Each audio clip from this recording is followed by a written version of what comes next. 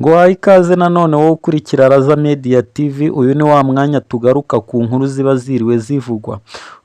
Uyu munsi tugiye kwibanda ku nkuru ziriwe zivugwa ku itariki 18 z'ukwezi kwa kabiri umwaka w'ibihumbi 2025. Bidasubirwaho umutwe wa M23 uyobowe na Colonel Sultan Makenga. Kuri ubu ngubu uyu mutwe umaze iminsi urwanira mu burasirazuba bw'igihugu cya Kongo, aho uyu mutwe urwanira ukwishyira ukizana ndetse n'ubumwe bw'abanyagihugu bavuga ururimi rw'ikinyarwanda. Uyu mutwe umaze kugenda wigarurira uduce twinshi, aho wahereye mu duce tugize igice cy'amajyaruguru y'intara ya Kivu y'amajyepfo ndetse y'amajyaruguru, ubu ikaba igeze muri Kivu y'amajyepfo, aho kuri ubu biri kuvugwa ko bidasubirwaho M23 ariyo iri kugenzura umujyi wa Bukavu.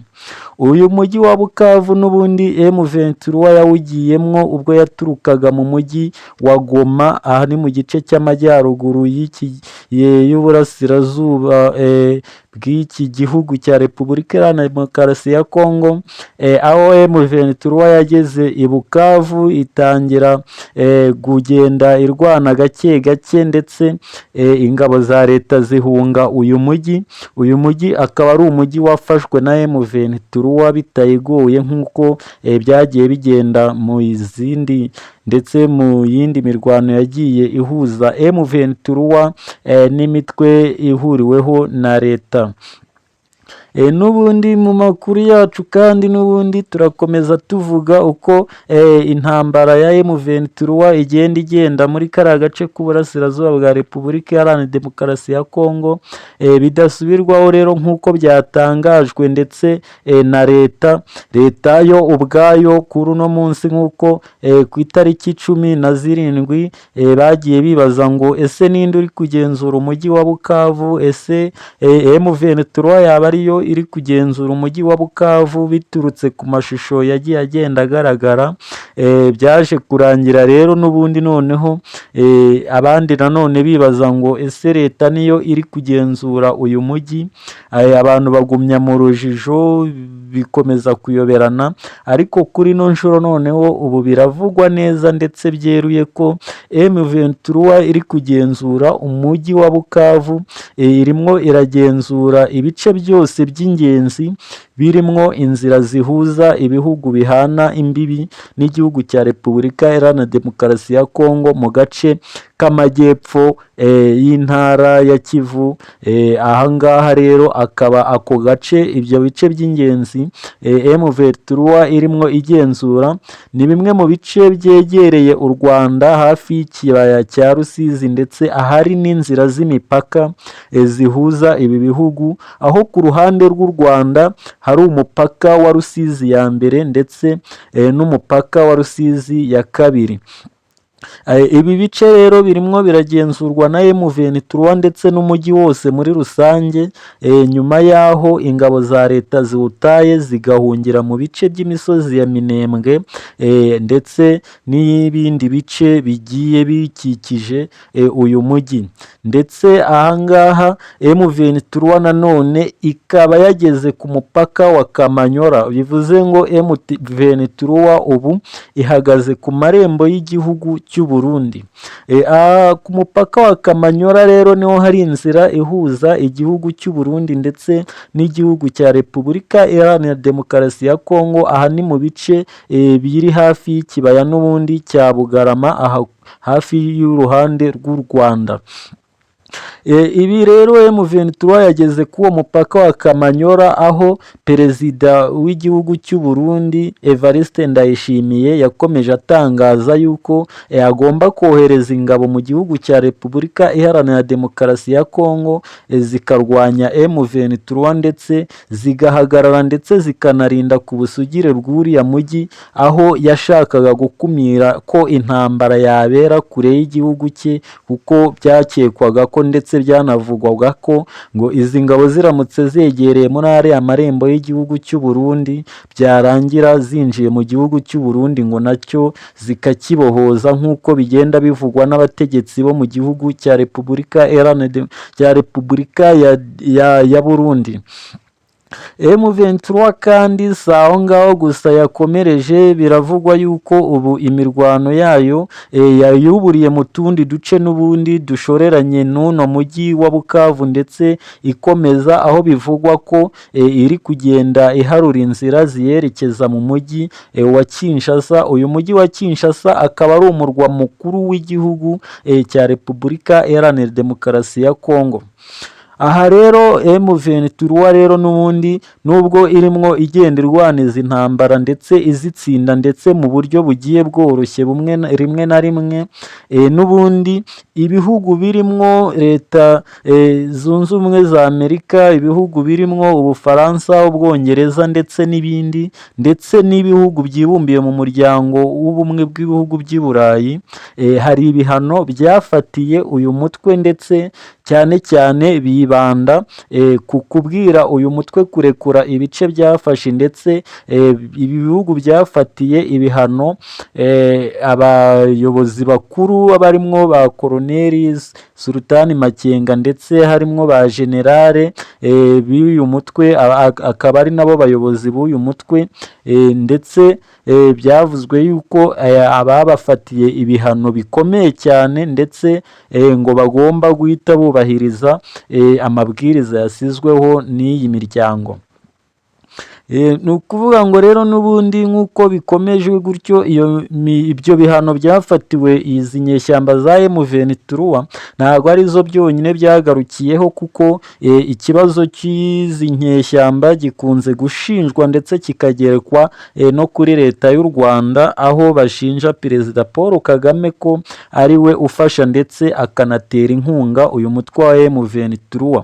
Sabo gusa, ndetse bishinjwa n'igihugu cy'Ubugande, ndetse igihugu cy'Ubugande cyo cyamaze kwerura kikavuga ko kizinjira mu ntambara ubwo bizaba bibaye ngombwa, mu rwego rwo gukomeza kurengera abavuga ururimi rw'Ikinyarwanda biganjemwo Abatutsi bo mu gihugu cya Repubulika Iharanira Demokarasi ya Kongo. Amakuru yacu n'ubundi reka dukomeze tuyakomeze tugenda turebera hamwe n'ayandi makuru aba yagiye akomeza kugenda agarukwaho. Ni ukuvuga ngo dukomeje muri iyi nkuru n'ubundi, dore ko irebana n'igihugu cy'u Burundi. Mu gihugu cy'u Burundi nabo kuri uno munsi w'itariki 18 z'ukwa kabiri byarangiye perezida w'iki gihugu Evariste Ndayishimiye n'ubundi avuze yuko burya ngo u Rwanda rutagiteye u Burundi. Yavuze ko nta mirwano ikibaye hagati y'u Rwanda n'u Burundi, ati kuko ya ntambara ati arabona ishobora kutaba. Abwira Abarundi ariko ko batagomba kuryama ngo basinzire umugondora josi. Avuga yuko n'ubundi abafite ubwenge bagomba kuryama bari mwenge, kuko ngo n'ubundi ngo bishoboka yuko igisambo cyagutera isaha iyo ari yo yose kikakwinjirira kikakwiba.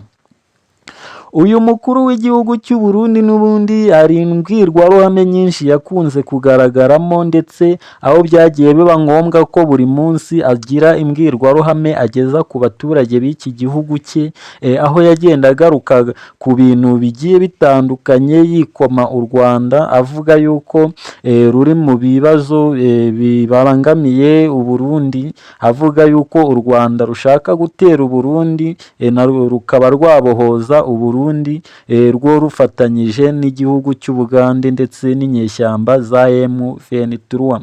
Ariko ibi byose nubwo byagendagwa bivugwa, ntabwo ariko u Rwanda rwacecekaga. Ibi byose u Rwanda ndetse abayobozi bakuru b'igihugu cy'u Rwanda bakomezaga kubigarukaho, bavuga yuko ibi ngibi ari ibinyoma bihimbirwa u Rwanda, ndetse bitwaje gushaka gukomeza gushyigikira ingengabitekerezo yo kwirimbura ndetse no kwica Abatutsi bitwaje igihugu cy'u Rwanda.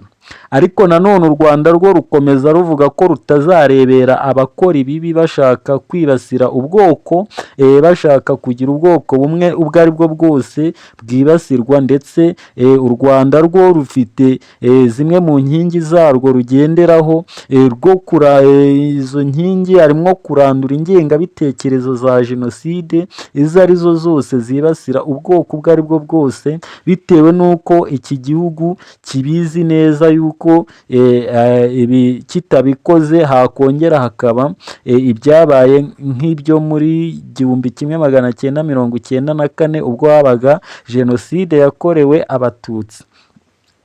Rero kandi n'ubundi nubwo ibihugu birimwo leta ziyunze z'Uburayi zafatiye u Rwanda ibihano, Perezida Paul Kagame we akomeza agaragara n'ubundi yumvikana yuko we atazigera na rimwe arebera ikibi kiri kuba, aho kugira ngo hagire ikintu kiba ku gihugu cye, yafata imbunda ze akazirebeshaho ikibazo kiri guturuka maze agakemura ikibazo ntawagishije inama, cyane yuko ntawatinya bitwaje yuko ngo bamufatira ibihano, aho gutinya ibyo bihano bye rero we atangaza yuko imbunda ze azazirebeshaho ikibazo kiri guturuka akagikemura ntawe abajije. Amakuru yacu rero n'ubundi nk'uko mubyumva yibanze ku intambara ya M23 aho ibihanganye n'ingabo za leta. Nibyo koko n'ubundi twebwe hano tugaruka kuri za nkuru ziba ziriwe zivugwa ndetse zihanzweho ijisho cyane kurusha izindi. N'ubundi kuri iki kibazo cy'igihugu cya Repubulika Iharanira Demokarasi ya Kongo hakomeje kugenda hashakishwa umuti w'uburyo cyakemuka, ndetse bikaba byananyura mu nzira z'ibiganiro. Perezida w'igihugu cya Kongo Brazzaville we yatangaje yuko byanze bikunze azahura na perezida w'igihugu cy'u Rwanda, ndetse akabahuza na perezida w'igihugu cya Repubulika Iharanira Demokarasi ya Kongo, hanyuma noneho bagashaka umuti ku iki kibazo, ndetse aho bishobora kurangira burya ngo kinabonewe umuti. Shuti rero bakunzi ba Raza Media TV, reka duhinire ano makuru yiriwe avugwa kuri no tariki ya 18, reka tube tuyahiniye ahangaha nkubwira gukanda subscribe niba ari ubwa mbere wari ugeze kwicano, ndetse tuzongere duhure ku wundi munsi aho nanone tuzaba turebera hamwe muri amwe mu makuru tuzaba tubagezaho azaba agezweho. Icyo gihe amahoro y'Imana nabane nawe.